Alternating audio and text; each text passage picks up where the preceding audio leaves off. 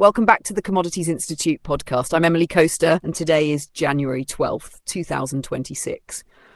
As always, we're slowing things down today to really unpack what's happening beneath the surface of global commodity markets, because the headlines this week are loud, political, and deeply consequential for how energy, food, metals, and freight move around the world. Let's start in energy, but not with prices. Instead, let's talk about power and control. The oil market has been jolted by extraordinary political intervention surrounding Venezuela. President Trump has made it very clear that the United States intends to act as gatekeeper to Venezuela's energy future. After US forces removed Nicolas Maduro from power, the White House quickly pivoted to courting major oil companies, urging them to invest roughly $100 billion to revive Venezuela's oil sector. That's an enormous number, but the reaction from oil executives was far from enthusiastic. Exxon's chief executive, Darren Woods, bluntly described Venezuela as uninvestable under its current legal framework. Those words mattered. They landed so heavily that President Trump openly suggested Exxon could be barred from participating altogether. This is a striking moment. It signals that access to resources is no longer just about capital and technical expertise, but about political alignment. Oil companies are being asked not only to invest, but to do so on Washington's terms, with historical losses effectively written off. This ties directly into another major move, an executive order blocking courts and creditors from seizing Venezuelan oil revenue held in US accounts. The administration says this money should instead be used to stabilize the country. For companies like Exxon and ConocoPhillips, which are owed billions from past expropriations, this represents a reset. The message is clear. The future matters more than the past, and participation comes with conditions. Now let's pivot from oil to agriculture, where the tone is very different, but the stakes are just as high. India's rice exports surged last year after export curbs were lifted, nearly matching record levels. This matters enormously for global food security. India is the world's largest rice exporter, and when it re-enters the market aggressively, prices fall. That's exactly what we've seen across Asia, with ripple effects easing food costs in Africa and other import-dependent regions. What's particularly important here is competitiveness. Indian rice is cheaper, plentiful, and now unrestricted. That combination has squeezed exporters like Thailand and Vietnam. For consumers, this is a relief. For farmers elsewhere, it's pressure. This is a reminder that policy decisions in one country can reshape food affordability across continents. But agriculture is not all about abundance. In the United States, grain markets are wrestling with uncertainty. Analysts are bracing for the Department of Agriculture to revise soybean export expectations lower. Sales to China have lagged badly, down sharply from typical levels. Even though Beijing has resumed buying, the volumes are nowhere near what they used to be, and Brazil's massive soybean harvest is closing the window for US exports earlier than usual.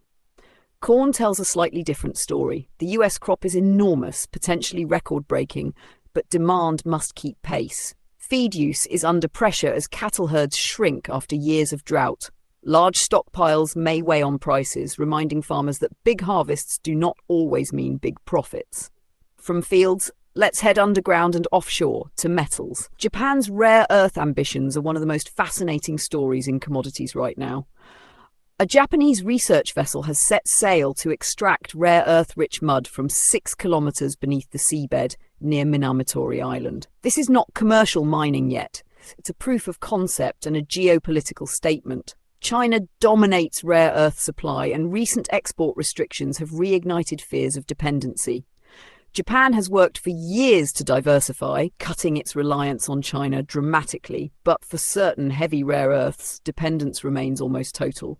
If this seabed project succeeds, it could change the conversation entirely, not quickly and not cheaply, but strategically. The fact that China closely monitored earlier survey missions underscores how sensitive this issue is. At the same time, consolidation is reshaping the mining industry. Talks between Rio Tinto and Glencore point to a hunger for scale, particularly in copper. Copper is the backbone of electrification, from artificial intelligence data centers to electric vehicles and renewable power grids. Access to producing copper assets is increasingly valuable because new discoveries are costly, slow, and uncertain. This puts pressure on BHP, the world's largest miner, to respond. Whether that response is another bold acquisition or disciplined restraint remains to be seen. What's clear is that copper is no longer just a metal. It's a strategic asset. That brings us naturally to carbon and power markets, where politics once again loom large. The US Environmental Protection Agency has rejected Colorado's plan to retire coal plants early, arguing that grid reliability must come first. This reflects a broader shift in energy policy. As electricity demand surges, driven by data centers and artificial intelligence, coal plants once slated for closure are being kept alive through emergency orders. This creates a tension that will define power markets for years, the push toward decarbonization versus the immediate need for reliable baseload power. States like Colorado have ambitious climate goals, but federal authorities are signaling that reliability may trump emissions reductions, at least for now. Finally, let's look at dry freight and global grain flows. French grain terminal operator Senalia expects shipments to double this season after a poor harvest last year. Barley demand, particularly for animal feed, is driving volumes, even as wheat exports face diplomatic and competitive challenges. France's exclusion from certain markets, combined with China's reduced buying, highlights how geopolitics shapes trade routes as much as price does. Across all these markets, a single theme emerges: control. Control over resources, over supply chains, over investment decisions. Governments are more involved than ever, whether it's deciding who can invest in oil fields, who gets access to critical minerals, or which power plants stay online. For investors, producers, and consumers alike, this means volatility is not just about weather or geology anymore. It's about policy, diplomacy, and strategic priorities.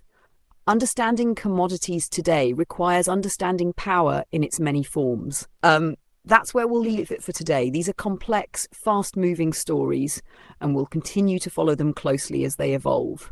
If you found this episode valuable, be sure to subscribe, share, and leave a review.